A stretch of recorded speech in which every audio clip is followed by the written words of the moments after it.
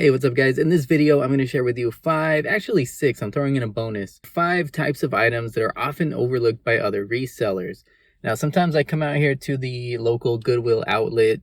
Okay, every day that I come out to the local Goodwill outlet, there's a line of people lining up to get in at opening. The place is always crawling with other resellers, day or night. Sometimes you can feel discouraged, like, how am I going to find anything when everybody else has already picked through this stuff? Well, the good news is everybody has a different set of eyes. Everybody has a different area of expertise, different niches they like to work with. We're looking for different things. A lot of people are laser focused on this and that, and they just miss good stuff, or they don't know that some of this stuff is worth picking up. So that's what I want to share with you today. Give you some hope. Even if stuff's picked over, that doesn't mean the things you're looking for are going to be gone. So do be on the lookout for some of this stuff. Okay, number one is toys. I buy and sell a lot of toys from the Goodwill bins. They're usually dirt cheap because they don't weigh very much and they can sell for a lot of money. They're not always going to be grails. I pick up a lot of just plush toys, whatever they might sell for, $15 or something. But when I'm spending only $1 on them, that's great profit margins if you ask me. Any kind of toys though. I buy a lot of plushes. I buy a lot of vintage stuff. I buy toys from popular kids shows that aren't on anymore, and they're not making these toys anymore. Like Yo Gabba Gabba is a good one to look out for. Really, just if you see a toy and it looks like it's in good shape or it looks kind of old or cool, just look it up like anything else. Look it up and see if it's worth picking up. See if it's worth anything. Nobody else seems to be buying toys when I'm out and about. There's just toys everywhere. Nobody's buying them, so hey, more profit for me, right? Number two is old cameras, old camera gear, and old electronics. But specifically the cameras, like older point and shoot film cameras or digital cameras, whatever you can find. A lot of people think, this is a 15-year-old camera. Nowadays, everybody has a phone in their pocket that takes better picture than this. Who is going to want to buy this old, outdated camera? Well, let me tell you, they're out there. I recently found this Olympia Zoom 35 millimeter camera at the bins. I paid less than $2 for it. I didn't think it was going to be worth anything, but I looked it up and I saw that these are selling multiple times per day. Some of them are selling for up to close to $100. Mine was kind of beat up. It had a lot of scuffs and scratches on it, but I tested it out. It worked. I think I listed it for like $70 or something. Ended up taking an offer that same day for $55. Just get it out of there, money in my pocket, let's go. So be on the lookout for even, outdated looking stuff, cameras, electronics. Electronics may be obvious, but yeah, old outdated cameras are still good, still worth something, even if they're in rough cosmetic shape. If it's a good camera, people will buy it. Number three is distressed clothing, like distressed denim especially. Unfortunately, when we go out to these thrift stores, there's a lot of just damaged goods, torn up, stained, gross, worthless clothing out there. So a lot of times when people see these jeans with a rip in them, they figure it's just damaged goods. I'm not even going to look at it. However, I think you can tell a lot of time, 99% of the time, you can tell if this is a designer distressed design with purposeful tears and things versus just a worn out damaged item. You can tell. So be on the lookout for these designer ripped up distressed jeans.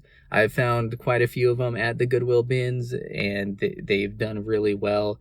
I found some distressed Miss Me jeans that were really good, sold really quickly. Lucky brand jeans as well. I found this pair of, I think it's called Minimal. It's like MNML. I found several others. They've all done really well. We're not talking about grail items once again, but they sold for a very good profit, maybe around $30 or so. And I had $2, maybe $3 into them. Be on the lookout for distressed designer jeans. Number four, and this is part of the clothing category, but I'm going to go with out of season clothing. Out of season clothing is great to pick up. We're here in December. It's cold. Who's going to want to buy shorts, for example? Well, the thing is, even if it's really cold or really hot where you live, somebody out there lives somewhere else. And right now in December, people in Florida, in Georgia, in Texas, in Southern California, they're still buying shorts. I'm buying and selling shorts all the time here in the winter. Same can be said for jackets in the summer. You just never know what people need. And the great thing is that most retail stores are not going to be carrying that stuff year round. It's seasonal. So if you're out of season and people are looking for that stuff, where are they going to go? They're going to go online and they're going to look at your listings and hopefully buy something. Again, here we are in the winter and it seems like nobody's buying shorts. I'm buying all the shorts. So when I go to Salvation Army or something and I'm looking for those half off tags, even if I go later in the week and everything I would normally want to get is picked over and gone already, the shorts are untouched. So look out for out of season clothing. You can do really well because more people are buying those online and other pickers are not necessarily even bothering with them. Number 5, I'm going to say vinyl records. I haven't sold a ton of vinyl records because I haven't, I don't have good shipping boxes for them, but I'm going to pick some up soon and try and list all my vinyl records that I've picked up. Again, at the Goodwill bins, it seems like nobody's even paying any attention to vinyl records. They're always all over the place. A lot of them are not going to be worth anything, but some of them do quite well, especially if you can find like classic rock records or, just look them up. If something looks cool, if it looks valuable, look it up. Even I've found some box sets of vinyl records, like 3 or 4 discs, and they're from like old Broadway musicals and things, and they come in nice little box sets. So those can do really well. So you can buy them for a few bucks at the Goodwill bins. You might flip them for 30 bucks or so on eBay. It might be a long tail item as well, but there's a lot of profit to be made in records and nobody else is even looking at them, at least where I go and shop. All right, here's the bonus item. And now hear me out. You're going to say this is an obvious one because everybody on earth is looking for this stuff, but textbooks. Hold on. Okay, everybody's scanning through all these books on their, Scout IQ, their Amazon seller app, their eBay app. Sometimes a book will not be worth picking up to sell on those platforms, but it is worth picking up to sell on another platform. That's what I want to share with you. For example, I found this really niche textbook. It was like it was for training to become an air traffic control officer. Sort of an older book, not really in demand, very niche. I looked on eBay, I looked on Amazon, just not selling. There were a few listed, but there was none selling. It was not very good.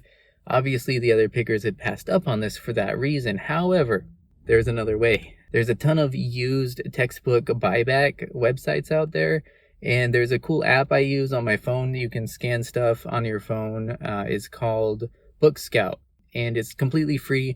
You just scan the barcode, and they give you quotes from like at least a dozen different book buyback sites and let you know if this is worth selling or not. So I picked up this really niche book for a couple bucks.